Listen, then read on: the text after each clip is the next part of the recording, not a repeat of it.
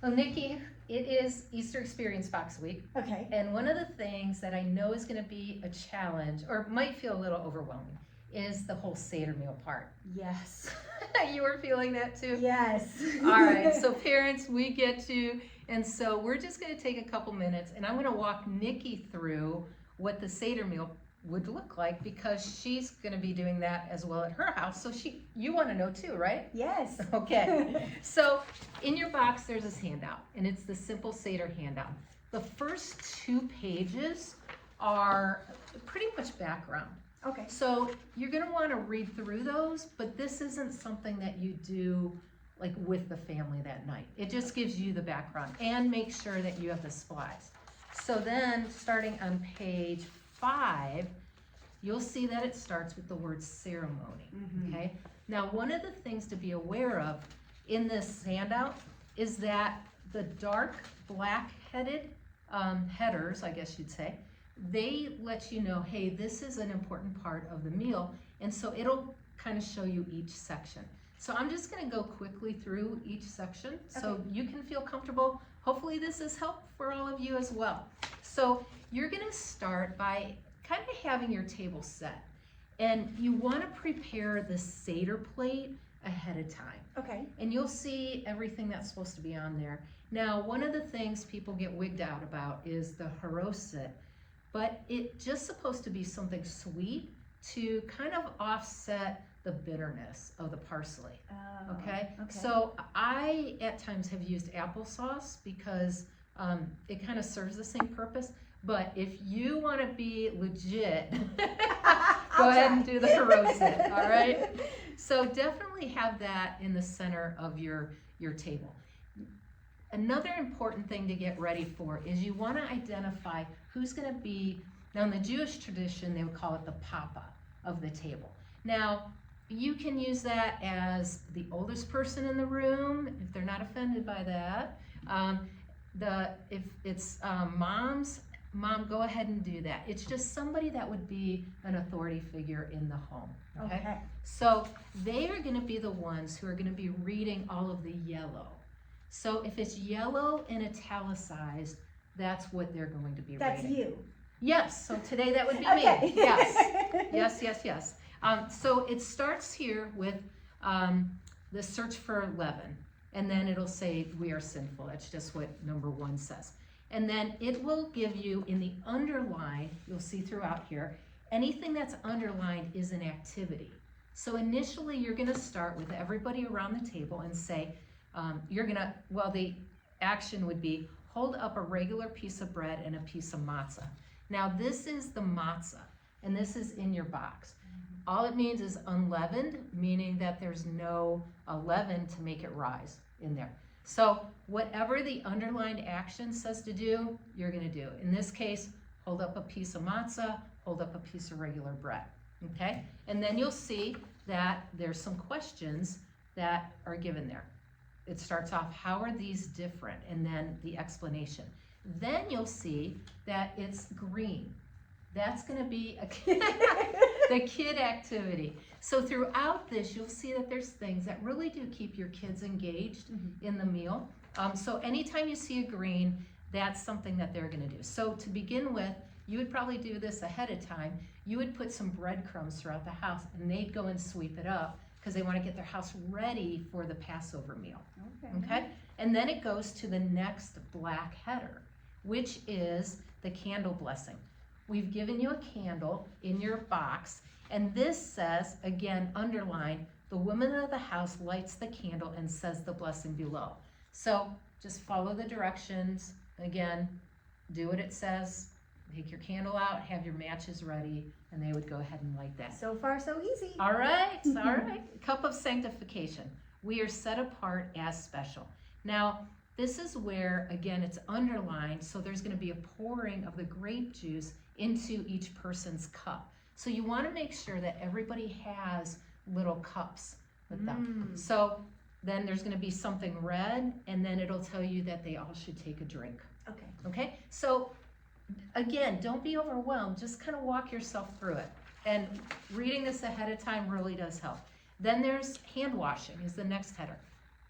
Have a bowl, everybody puts their fingers in, washes their hands, okay? And then the carpus, then we start to really get into it. It says, death passes over us. So now they're gonna direct you to the Seder plate because it says, dip a piece of parsley in the salt water and eat the parsley. So your parsley is on your plate. You're gonna pick up a piece of parsley, drop it in some salt water, and then eat that, all right? So again, very symbolic, but also talks about how that fits with the New Testament. Okay. Then we're moving on to the breaking of the matzah.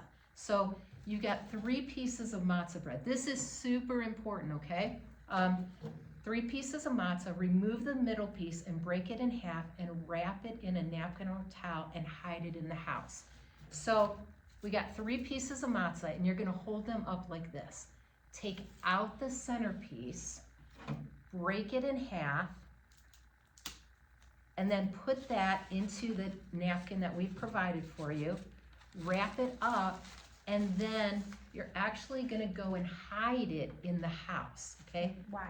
Well, it's gonna be very meaningful at the end for them. Okay. But I'm gonna give you a little tip, is it was 3 and the middle one was broken. So think in the Bible, what came in 3s, what was broken.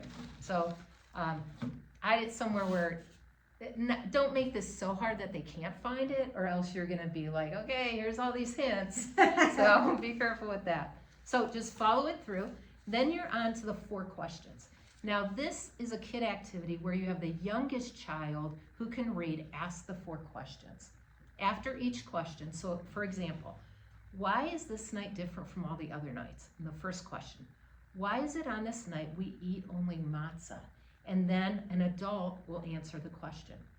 Now, if you've got multiple adults at the table, you don't have to have one person reading the whole time. This might be a time where you hand your guide over to another parent that's there, maybe you're doing it with friends, and have them answer the questions. Okay. Or even if you want other children to read too, just to keep them engaged, okay? Then we get to the telling of the Exodus story.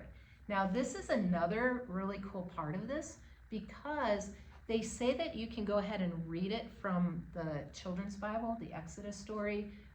If you wanted to, you could do a quick video of it. I would probably just retell that story. But then what they get to do is it says that the 10 plagues are remembered by dipping your finger into the juice and placing a drop on your plate.